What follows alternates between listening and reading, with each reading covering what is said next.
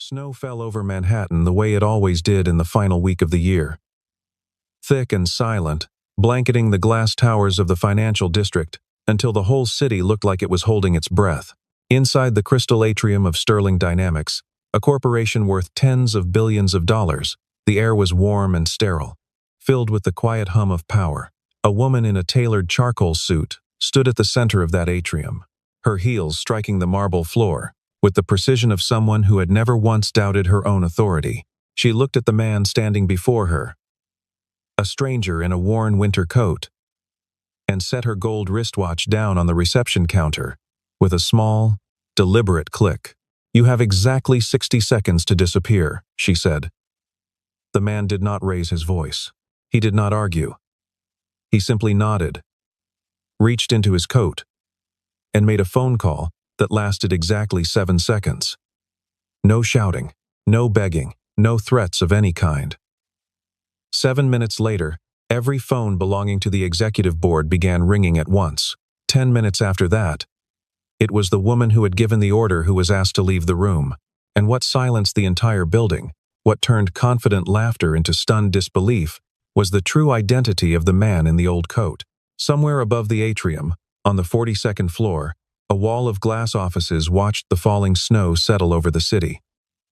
Indifferent to the small drama unfolding below, unaware that within the hour, every one of those offices would be thrown into quiet chaos, Sterling Dynamics occupied 11 floors of that tower, employed close to 3,000 people across 4 continents, and had spent the better part of 2 decades cultivating an image of untouchable stability.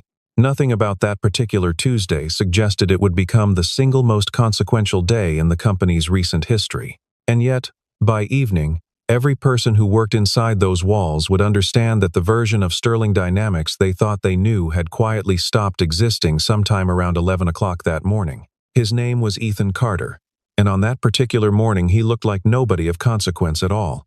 He was somewhere around 40 years old, with the kind of face that blended into a crowd, tired eyes, a plain gray scarf, and a leather document case that had clearly seen better decades. He walked through the revolving doors of Sterling Dynamics carrying nothing but that case and a folded appointment slip in his pocket. And within seconds, the young woman at the front desk had already decided who he was. She assumed he was a courier who had wandered into the wrong lobby, or perhaps a job applicant who had shown up without understanding the dress code of a company that measured its worth in the thousands of dollars per square foot of marble beneath its feet.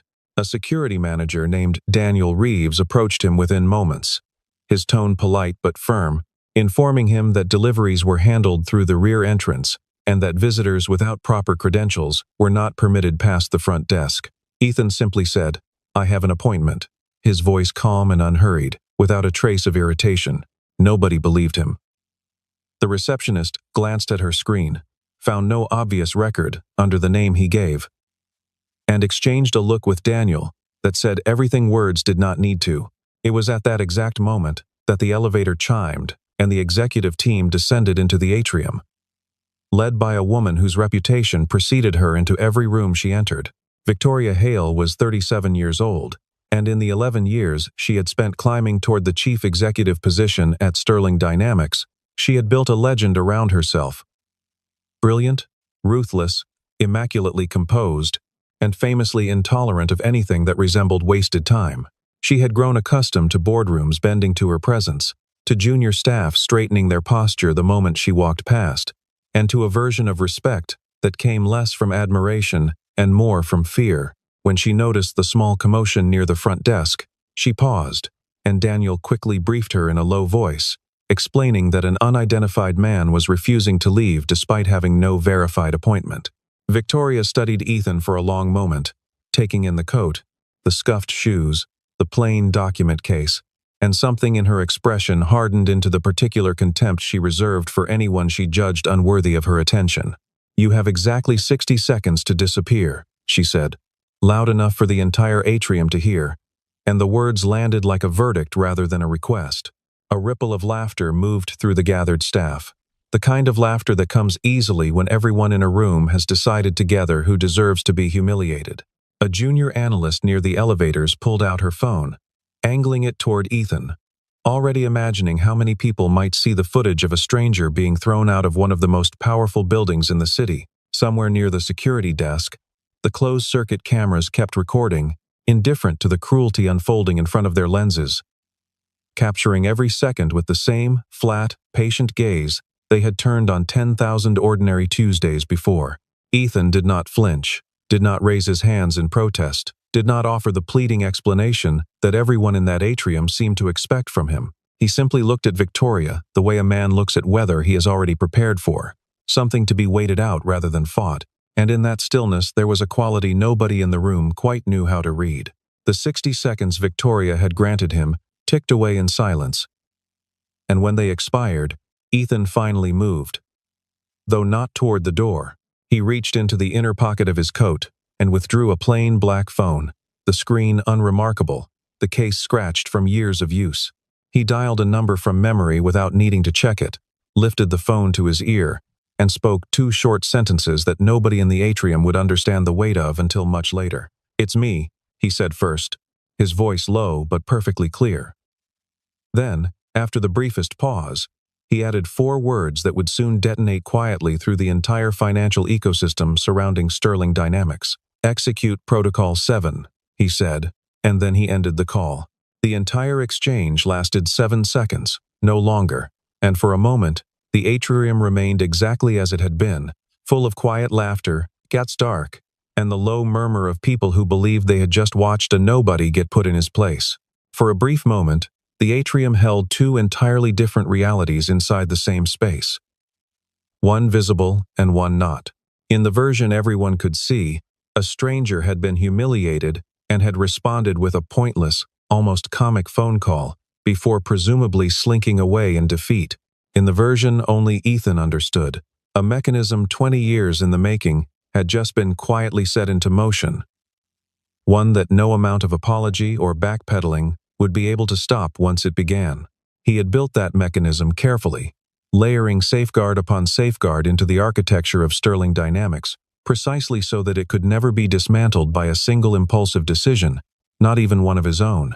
Somewhere inside him, a small and unwelcome part recognized the strange symmetry of the moment, the fact that the very system he designed to protect the company from careless leadership was now about to expose exactly that flaw in the person leading it. Victoria allowed herself a small, satisfied smile. The kind of expression that comes from a woman certain she has already won, an argument nobody else realized was happening. A few employees had already begun filming, angling their phones to catch the tail end of the confrontation, eager to share a story about the strange man who had wandered into the wrong building and called someone in a desperate, empty gesture of defiance. Nobody in that lobby understood that 7 floors below the earth, in a private operations center, known to almost no one at Sterling Dynamics, a bank of monitors had just flickered to life. A senior operations director sat up straighter in her chair the instant an old, dormant authorization code appeared on her terminal, a code she had been told, years earlier, to never question if it ever surfaced.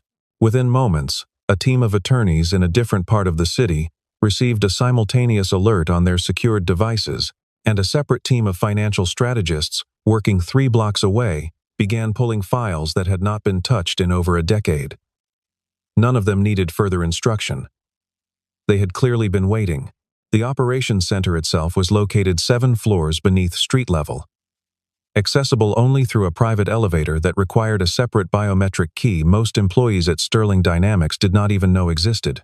Inside, a senior operations director named Patricia Nolan had spent the past 11 years maintaining a system she had never once been permitted to explain to anyone outside a very short list of names. When the authorization code appeared on her terminal that morning, she felt her pulse quicken. Not from fear, but from something closer to anticipation. The sense that a long-dormant contingency had finally been called into action. She lifted a secure phone from its cradle and began making calls of her own, each one brief, each one carrying the same quiet urgency that Ethan's original 7-second call had carried. Within 12 minutes, a coordinated sequence of financial and legal actions had already begun moving through channels that Victoria Hale, despite her title, had never been granted access to. The first sign that something had shifted arrived quietly, almost invisibly, the way true catastrophes often do before anyone recognizes them for what they are. Sarah Bennett, the chief financial officer of Sterling Dynamics, felt her phone buzz in her blazer pocket as she stood near the elevators, and when she glanced at the screen, she saw an email subject line that made her stomach tighten instantly. It referenced an emergency credit review, something she had never once seen triggered in her 6 years with the company. And beneath it was a request for immediate verification from 3 separate banking partners. Moments later, James Whitfield, the company's lead attorney, received a call that stopped him mid-sentence in a conversation with a junior associate, his expression shifting from mild irritation to visible alarm within the span of 10 seconds. Across the atrium, the head of human resources, a composed woman named Diane Foster, went noticeably pale as she read a message on her tablet. Her fingers trembling slightly as she scrolled through lines she clearly had not expected to see that morning. Within 20 minutes, 3 separate banking institutions had reached out to Sterling Dynamics, demanding urgent verification of the company's current standing, and one of them, without further explanation, froze a line of credit worth several $billion, pending confirmation of internal authority. Victoria, still standing near the reception desk, noticed the sudden flurry of activity around her but initially dismissed it as unrelated, an unfortunate coincidence of timing that had nothing to do with the man she had just ordered to leave. She told herself the frozen credit line was likely a routine audit, the kind of bureaucratic hiccup that happened occasionally in an institution of this size. And she turned her attention back toward the door, expecting to see Ethan already gone. Instead, she found him standing exactly where he had been, patient, unmoving, his eyes following the visible unraveling of composure spreading through her staff with something that might have been sadness rather than satisfaction. He said nothing further. He did not need to. Word of the frozen credit line spread through the upper floors of Sterling Dynamics with unusual speed, carried not through official channels but through the nervous whispers of assistants and junior executives who sensed that something larger than a routine audit was unfolding. A marketing director named Rachel Simmons found herself unable to reach 2 of the company's largest external partners by phone, both of whom had abruptly rescheduled meetings that had been confirmed only days earlier. In the legal department, James Whitfield paced the length of his office twice before finally sitting down, staring at a document referencing an internal governance clause he did not recognize and had never once been shown during his 4 years with the firm. Nobody could say with certainty what was happening, and that uncertainty proved far more unsettling than any clear catastrophe could have been. By early afternoon, the mood throughout the building had shifted entirely, the earlier laughter in the lobby now feeling, to those who remembered it, distant and faintly embarrassing. It was only in the following hour that the deeper truth about Sterling Dynamics began to surface, a truth that even senior members of the executive team had never fully understood. The company had always projected itself publicly as an independent financial powerhouse, self-made and self-governed, a monument to Victoria's leadership and the talented team she had assembled around her over the years. In reality, Sterling Dynamics had never truly been independent at all. Its entire structure was quietly underwritten by a private investment fund, so carefully shielded from public view that most employees, including many on the board, did not know it existed. This fund never appeared in press releases, never sent representatives to industry conferences, and never listed its shareholders in any public filing anyone could easily access. And yet, buried within the original founding documents of Sterling Dynamics, that same fund held something far more significant than money. It held ultimate veto power over every major decision the company had ever made. Victoria had heard whispers of this arrangement early in her tenure. Vague references passed between senior partners in hushed voices. But she had never personally met the person behind the fund, and over time she had come to treat the whole matter as something closer to corporate folklore than fact. She had been told, briefly, during her earliest days as an executive, that the company's original founder had stepped back from public life more than a decade earlier, vanishing so completely that some employees eventually stopped believing he had ever truly existed. Rumors filled that silence the way rumors always do, some claiming he had died quietly overseas, others insisting he had simply lost interest in the business world entirely and disappeared into obscurity. Victoria had absorbed these stories the way she absorbed most things that did not directly serve her ambitions, filing them away as irrelevant background noise, while she focused entirely on building her own reputation. She had never once imagined that the ghost behind Sterling Dynamics might walk through her own lobby on an ordinary Tuesday morning in a worn winter coat. The fund itself, known internally to only a handful of people as the Cavendish Trust, had been structured deliberately to avoid drawing attention, its holdings distributed across a web of smaller entities that made tracing its true ownership nearly impossible for outside analysts. Financial journalists had occasionally speculated about its existence over the years, publishing brief and inconclusive articles that were quickly forgotten in the churn of daily news cycles. A handful of regulators had asked questions during routine reviews, only to receive answers so carefully worded that the inquiries eventually stalled and were quietly closed. Robert Sinclair, the chairman of the board, was one of only 4 people at Sterling Dynamics who had ever been given direct contact information for the fund's founder, and even he had been instructed, years earlier, never to use it except in circumstances of genuine emergency.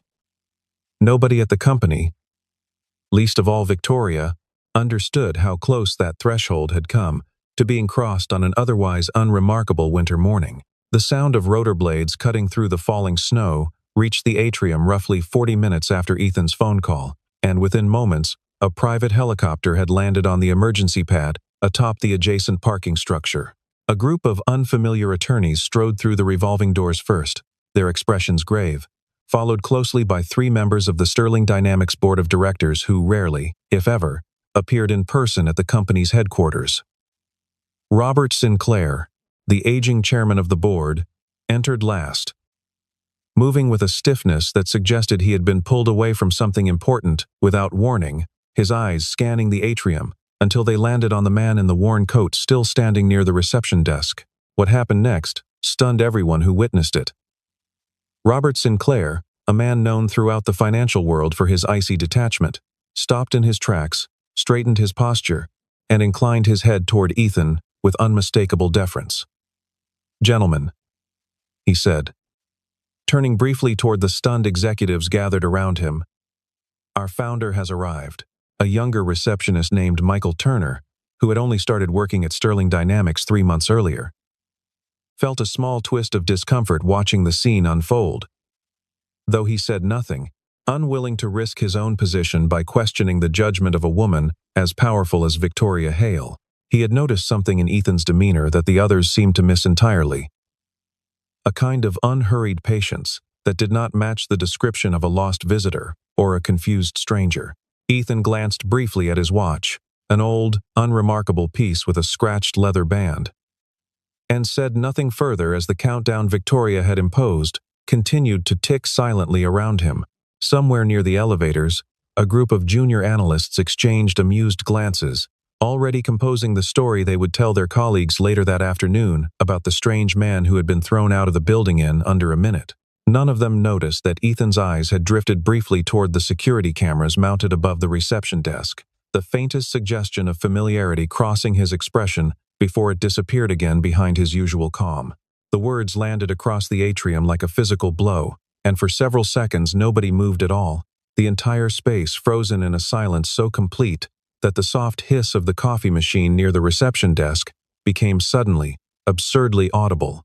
Victoria felt the blood drain from her face as the pieces assembled themselves in her mind faster than she could process them.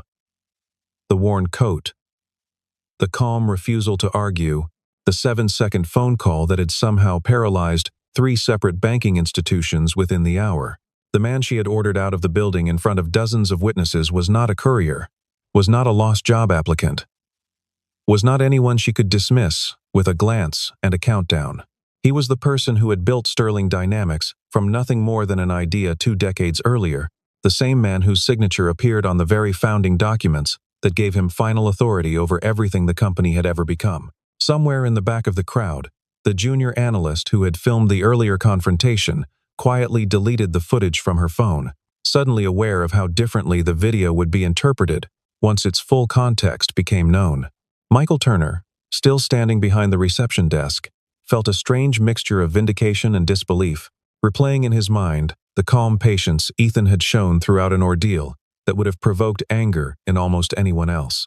Daniel Reeves, who had been the first to approach Ethan that morning, found himself unable to meet the man's eyes. Understanding all at once how completely he had misjudged the situation from the very first moment. Every employee who had laughed minutes earlier now stood in absolute stillness, their phones lowered, their earlier amusement curdling instantly into something closer to dread. Victoria opened her mouth to speak, though no words arrived. For the first time in longer than she could remember, she genuinely did not know what to say.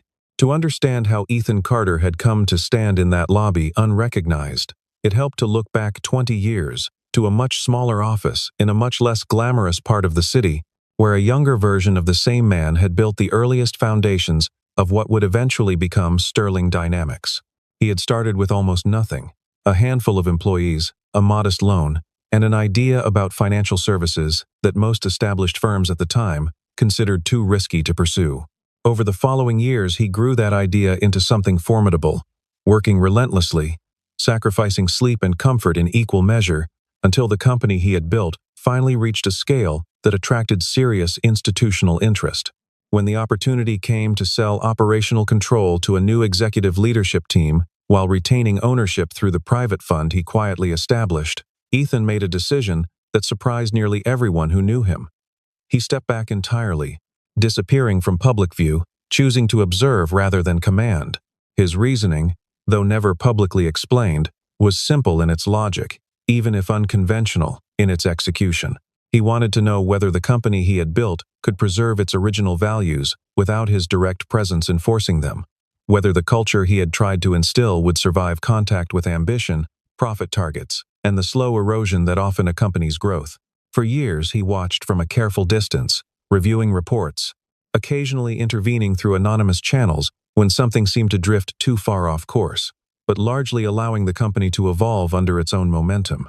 He had watched Victoria Hale rise through the ranks with genuine admiration at first, impressed by her intelligence, her work ethic, and her undeniable talent for strategy.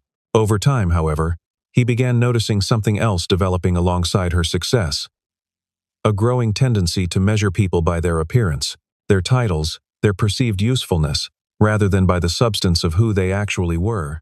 That tendency troubled him more than any financial metric ever could, because he understood something few executives in Victoria's position ever fully grasped, that the true measure of a leader revealed itself most clearly in how they treated people who could offer them nothing in return.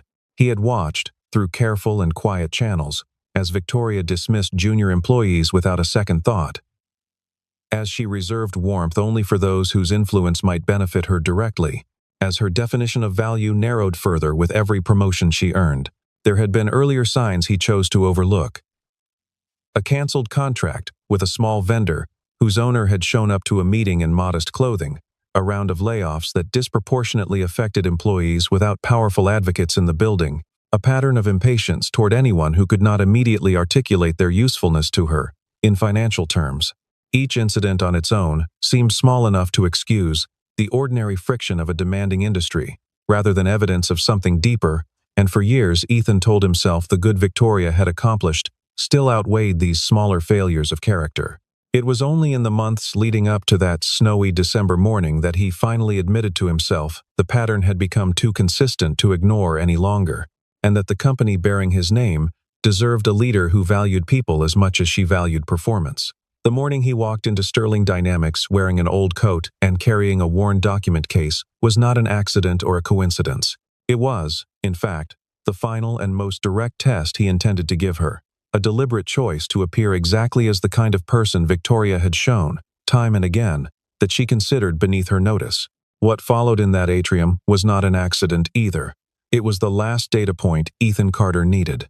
Within the hour, the board of directors convened an emergency session in the largest conference room on the top floor of Sterling Dynamics, its windows offering a sweeping view of a city still blanketed in falling snow. Every member of the executive team was required to attend, including Victoria, who walked into that room with none of the composure that had defined her public image for years. Robert Sinclair opened the session by playing footage recovered from the building's closed-circuit cameras, beginning with the earlier confrontation in the lobby, and continuing through several other incidents that had, until that morning, gone entirely unaddressed. The footage revealed a pattern that none of the board members present could easily dismiss. Moments of casual cruelty toward junior staff, dismissive treatment of visiting clients whose appearances did not match Victoria's expectations, procedural shortcuts taken whenever convenience outweighed her patience for proper protocol. Each clip was accompanied by a brief written summary prepared by the legal team, outlining the reputational and operational consequences that had quietly accumulated as a result. Victoria attempted several times to explain her actions, insisting that decisiveness had always been essential to her success, and that the incidents shown represented isolated moments rather than any deeper pattern of behavior. Nobody in the room directly contradicted her, yet nobody offered support either, and the growing silence around the long conference table spoke louder than any argument could have. Sarah Bennett, seated near the middle of the table, finally broke the silence by pointing out, carefully, that the company's public reputation had already begun suffering as the footage from the lobby circulated more widely than anyone had anticipated. Diane Foster added that the Human Resources Department had received an unusual number of internal complaints over the past year, complaints that had been quietly filed away rather than escalated, out of what several employees later admitted was fear of retaliation.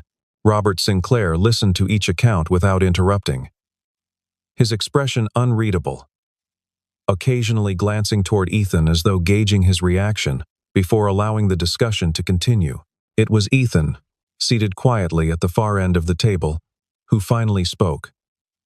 His voice measured and free of anger despite everything that had happened only hours earlier. He did not demand Victoria's resignation, did not list further grievances, did not raise his voice even once throughout the entire meeting.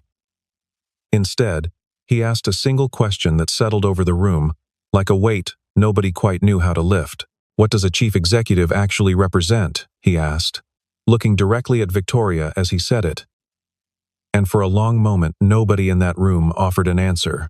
Later that same afternoon, once the initial shock of the meeting had begun to settle, Ethan asked to speak with Victoria privately in a smaller office down the hall, away from the pressure of the assembled board. He began, unexpectedly, not with criticism but with a story from his own past, describing a period roughly 20 years earlier when he had been rejected by more than 200 different investors while trying to secure funding for the earliest version of Sterling Dynamics.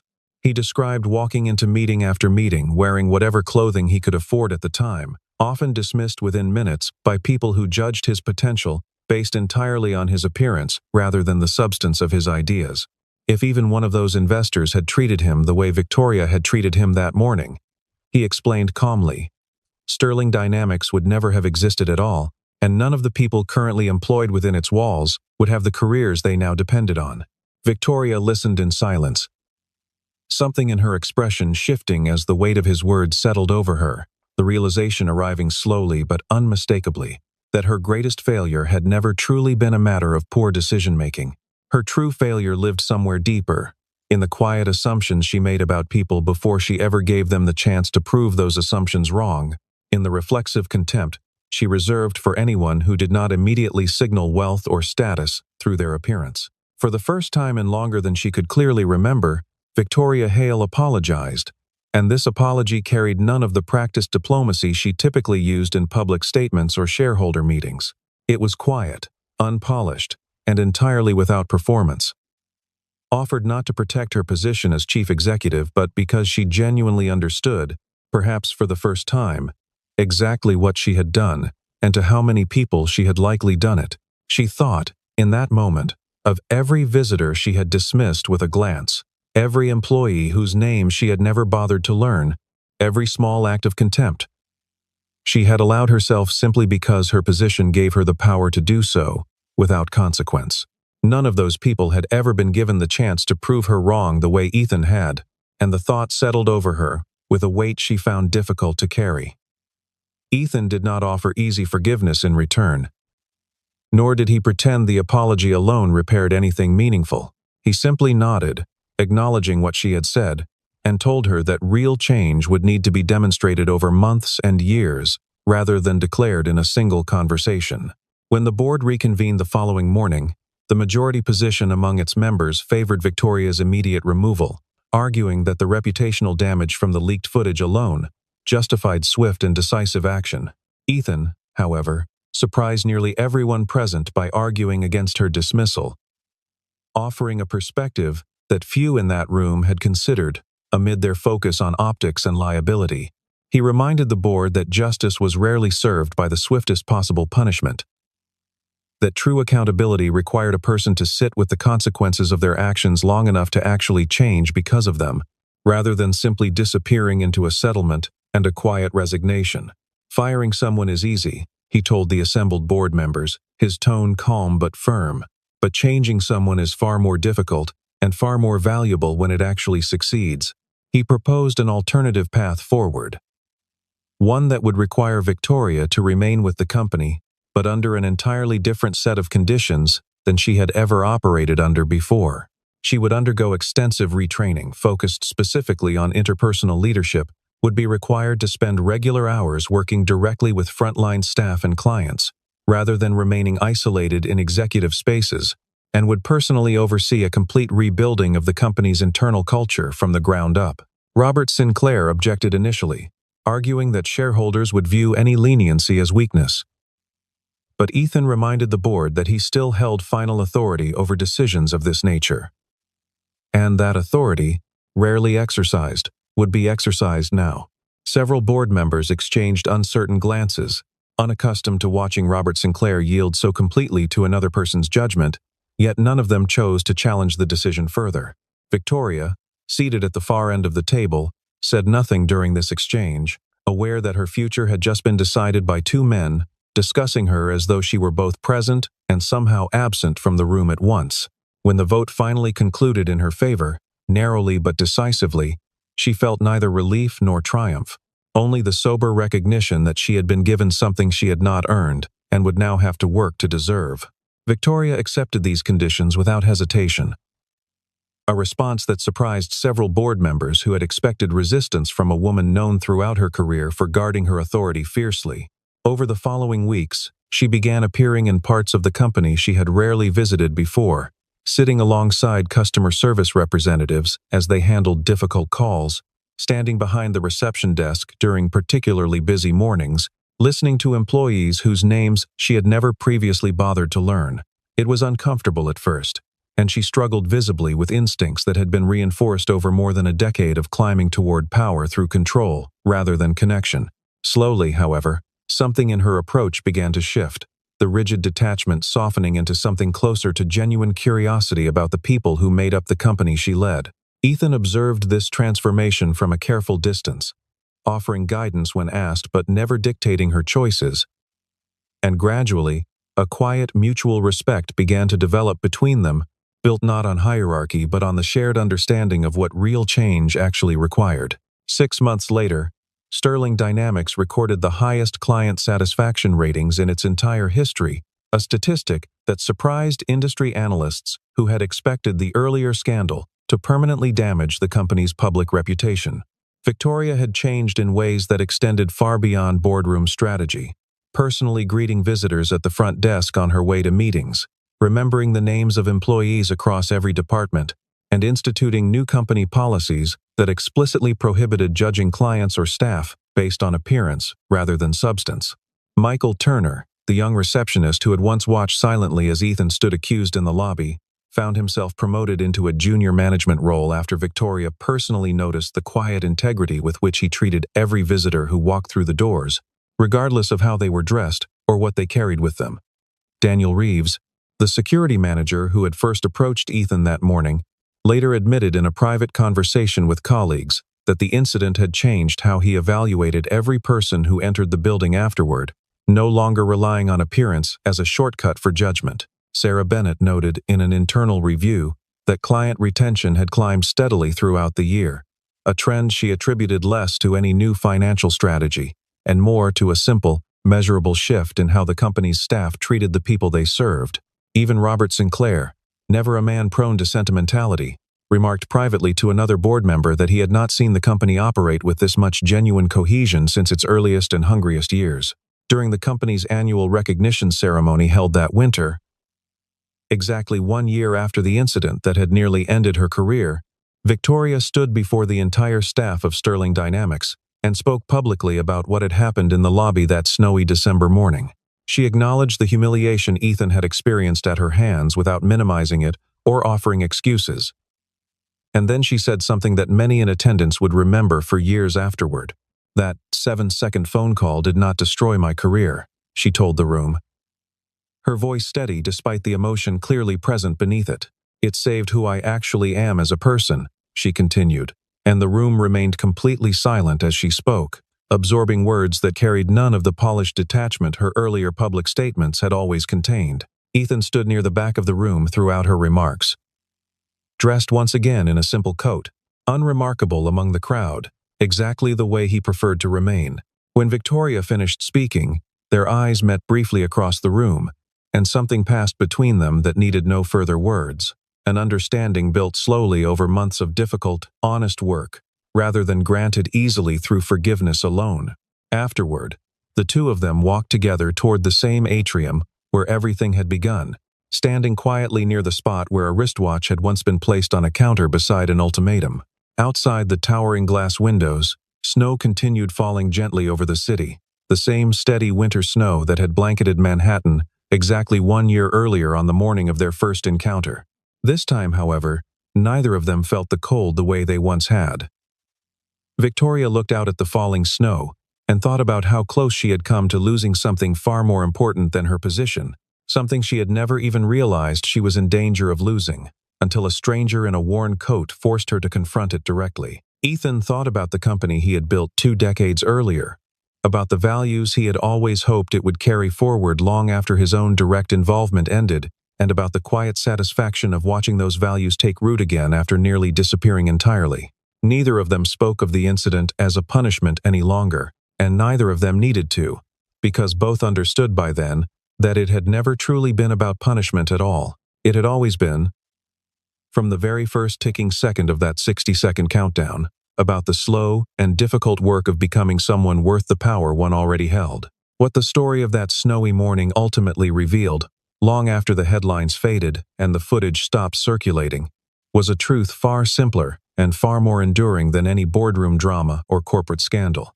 Real power was never found in the ability to make another person disappear within 60 seconds, no matter how much authority or wealth stood behind such a command. Real power lived instead in the quieter, harder choice to offer someone the opportunity to become a better version of themselves, even after they had done something that seemed unforgivable in the moment it happened. Ethan Carter had spent 20 years building an empire, but the choice he made in that lobby, the choice to answer cruelty with patience rather than retaliation, ultimately mattered more than any dollar figure the company would ever report. And Victoria Hale, who had once believed that respect was something to be commanded through fear and status, finally understood that the truest measure of her success would never appear on any balance sheet at all. Years later, when new employees joined Sterling Dynamics and heard the story of the man in the worn coat for the first time, they often assumed it had been exaggerated somewhere along the way, softened into legend, the way workplace stories tend to be. Those who had actually witnessed it in person, however, needed no embellishment to explain why the story still mattered, why it was still told during orientation sessions, why a small brass plaque near the reception desk quietly commemorated the exact spot where a wristwatch had once been placed down beside an ultimatum. The plaque bore no name, no date, and no explanation beyond a single sentence that Victoria herself had chosen for it. It read simply that everyone who walks through these doors deserves 60 seconds of genuine attention before being judged at all. Beneath the falling snow that continued to blanket the city each winter, the lesson remained exactly where it had begun, quiet, unassuming, and far more powerful than anyone in that lobby could have predicted on the ordinary Tuesday morning it was first learned.